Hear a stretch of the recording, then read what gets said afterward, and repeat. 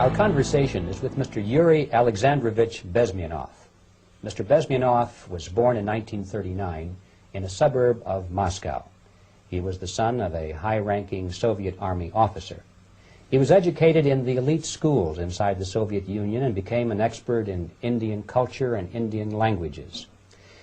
He had an outstanding career with Novosti, which was the, and still is, I should say, the press arm or the press agency of the Soviet Union. It turns out that this is also a front for the KGB.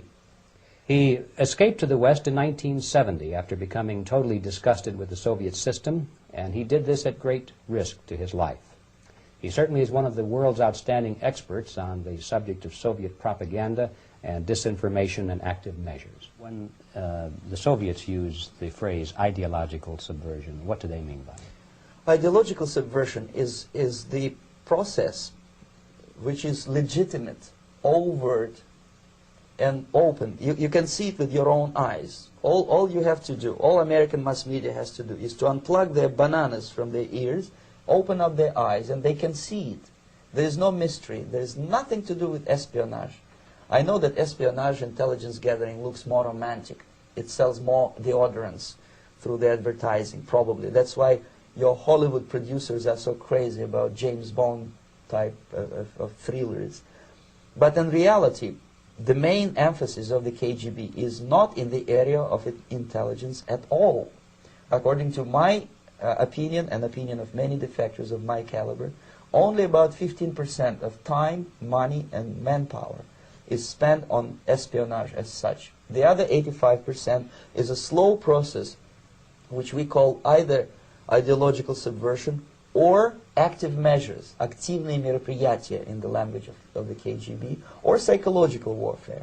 What it basically means is to change the perception of reality of every American to such an extent that despite of the abundance of information, no one is able to come to sensible conclusions in the interests of defending themselves, their families, their community, and their country. It's a great brainwashing process which goes very slow, and it's divided in four basic stages. The first one being demoralization. It takes from 15 to 20 years to demoralize a nation. Why that many years? Because this is the minimum number of years which requires to educate one generation of students in the country of your enemy, exposed to the ideology of the enemy. In other words, Marxism-Leninism ideology is being pumped into the soft heads of at least 3 generations of American students without being challenged or counterbalanced by the basic values of Americanism, American patriotism. The demoralization process in the United States is basically completed already. For the last 25 years, actually it's overfulfilled, because demoralization now reaches such areas where previously not even Comrade Andropov and all his experts would even dream of such a tremendous success. Most of it is done by Americans to Americans, thanks to lack of moral standards. As I mentioned before, exposure to true information does not matter anymore. A person who was demoralized is unable to assess true information. The facts tell nothing to him. Even if I shower him with information, with authentic proof, with documents, with pictures, even if I take him by force to the Soviet Union and show him concentration camp, he will refuse to believe it until he is going to receive a kick in his fat bottom. When a military boot crashes then he will understand, but not before that. That's the tragic of the situation of demoralization. So the next stage is destabilization. This time, subverter does not care about your ideas and the patterns of your consumption. Whether you eat junk food and get fat and flabby, it doesn't matter anymore. This time, and it takes only from 2 to 5 years to destabilize a nation, what matters is essentials: economy, foreign relations, defense systems.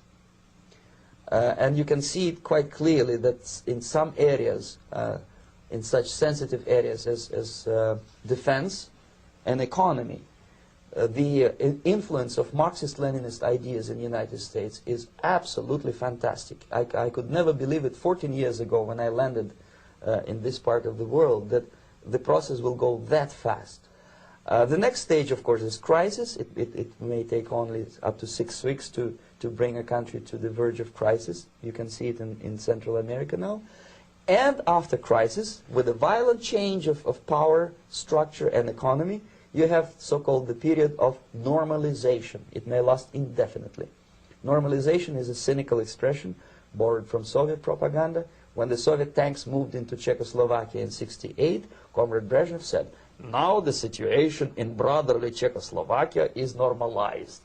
This is what will happen in the United States if you allow all these schmucks to bring the country to crisis, to promise people all kind of goodies and the paradise on earth, to destabilize your economy, to eliminate the principle of free market competition, and to put a big brother government in Washington, D.C., with benevolent dictators like Walter Mondale, who will promise lots of things, never mind whether the promises are fulfillable or not. Your leftists in the United States, all these professors and all these beautiful civil rights defenders, they are instrumental in the process of the subversion only to destabilize the nation.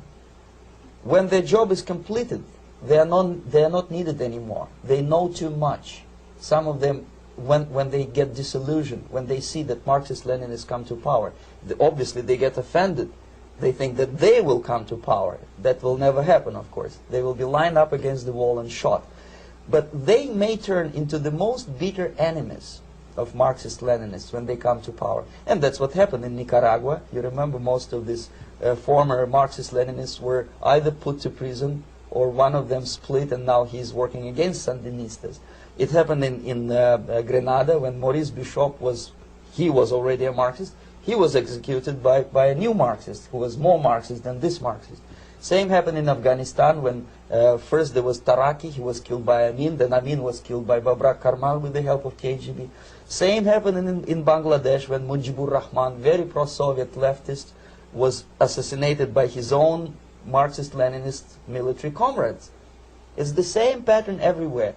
It's divided in 4 basic stages: demoralization, destabilization, crisis, normalization. They will be lined up against the wall and shot, wall and shot, wall and shot, wall and shot.